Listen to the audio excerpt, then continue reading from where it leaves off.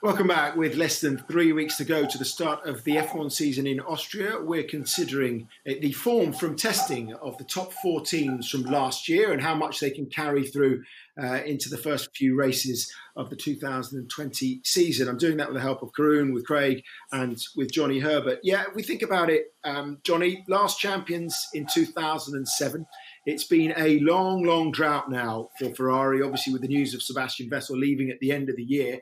Perhaps let's just start with that before we get into the form from testing. We've talked about it a lot. I just wonder how helpful Sebastian Vettel is going to be in that other car to Charles Leclerc. Now, all the eggs are in the Leclerc basket, if you coin a catchphrase. Yeah, I think they're in the Leclerc basket, to be honest. I think Charles will be going, obviously, into this season in such a positive way. Why? Because he knows his teammates going. He knows he's staying for a good few years. And that, I think, shows that Ferrari are going to be backing him. And when you take all that energy from the team, put it in the cockpit and you do your driving, it really will make a big difference to him. He's going to get stronger because he's still a young lad, still relatively inexperienced as an F1 driver. And my, is he going to get strong? And I think this opportunity this season is going to be so good for him, but so good for us to watch because he's going to grow so much. Sebastian, it's just going to be very, very interesting, knowing that he's not going to be possibly anyway at the moment on the grid. Is he going to have checked out already, doing that final little risk when it comes down to that qualifying lap or a risky move that he needs to do? Charles and the youngsters are doing that because they're so eager for that to happen for their careers. But with Sebastian, it's obviously very, very different. And as we know, the fight they've had so far has been rather intense. But I think this could be a big changing of the guard with Charles Leclerc being the leader of that team and probably quite comfortably, I think. I'll tell you what would be interesting, though, is if we get to Austria and into the season and Vettel emerges back on top of that inter-team battle. Imagine if he's back to the old Sebastian Vettel. And we saw signs of it. Let's not forget, towards the back end of the year, after the update of the car in Singapore, he was out-qualifying Charles when it came to Brazil and Austin, the last few races. He was scoring podiums and he was back on form towards the last few races. So all of a sudden, if he can re-establish himself as that superstar driver that he's been in the past and ends up being the number one in the team this year, that's going to be a bit weird, isn't it? It's the guy potentially on his way out of F1 on the whole, not just out of Ferrari. Yeah. And it is a different dynamic as well for Charles Leclerc. In some ways, is it easier being the young upstart coming into a team rather than the one who is the fulcrum of the entire Ferrari title push? That's a different type of pressure on Leclerc's shoulders. And in a way, he was granted a little bit of grace. Yes, Vettel made a lot of high-profile mistakes. Leclerc has also made mistakes in his short Ferrari career as well. And one of the reasons for justifying why Vettel wasn't offered an extension to his time at Ferrari was that they were seeing this as a long-term project still. Ferrari, perhaps because of the modifications they're having to make to their engine, because they're embarking on a new aerodynamic philosophy, are back in the long-term rebuilding process as well. It's only Mattia Binotto's second full year in charge. He's trying to buy himself time. So I suppose, Johnny, the question is, it's that second season syndrome for Leclerc. How does he follow what he did last year and make it seem like an improvement if it doesn't turn out to be a title fight at all?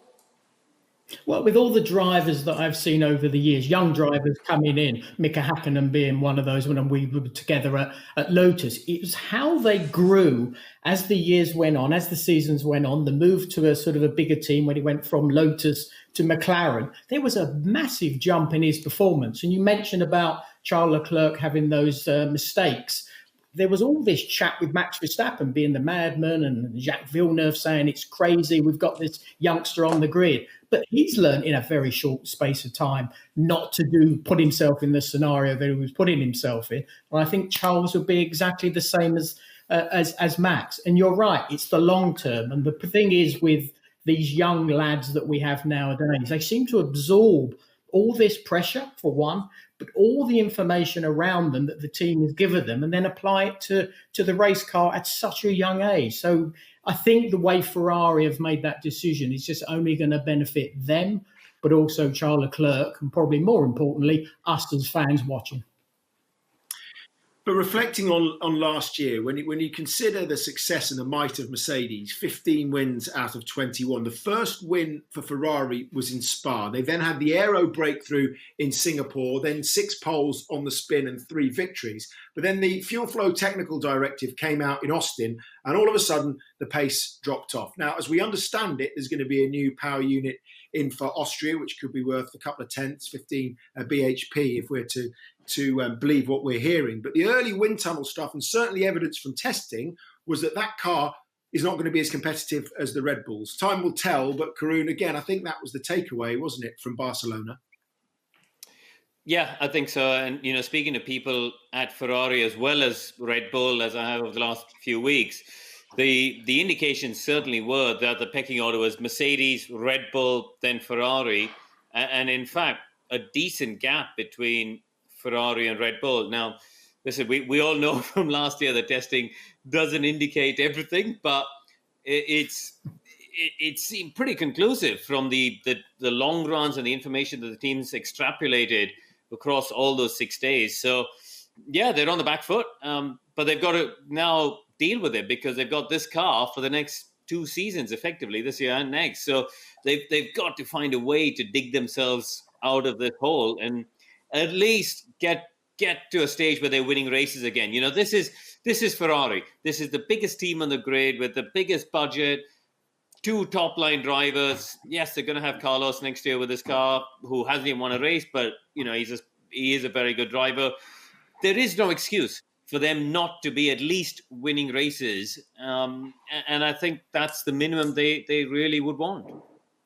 So that brings us back, Craig, to Mattia Binotto. As we were saying, only in his 2nd season. But if you think about what's happened over the last few years, they've chopped and changed their team principles. In the end, they've gone for a guy who's been there for 25 years, albeit in various different guises, from race engineer to technical director. He's having to do a couple of jobs. The pressure must be absolutely enormous. And at what point do you think he's going to start feeling the incredible strain politically, because it's more political than any of the other teams?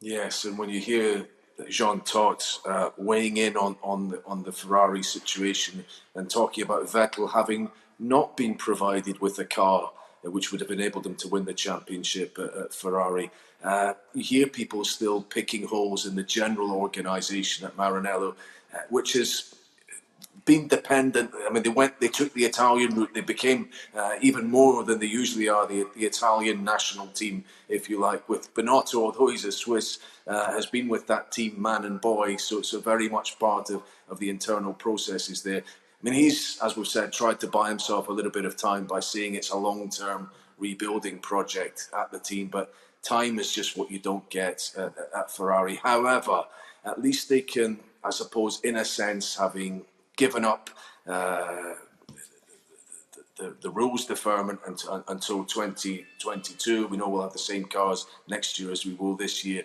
Maybe he has bought himself that little bit of time. But yes, you would think their focus, although they'll be under constant pressure if they're lagging way behind, certainly in 3rd place if they are indeed behind Red Bull in the next season and a half, the next couple of seasons, they really need to target that rules change, which is now coming in 2022. And you would imagine they'll at least give Binotto enough time to create an all-round package to be title challengers then. Now, how often have we said it about testing? You can't read into anything until they go out there onto the track for the first time. And of course, that will be in Austria, as you said, in just under 3 weeks' time. Hopefully, Ferrari will be right up there with Red Bull and Mercedes, and we can make it a 3-way fight for the title.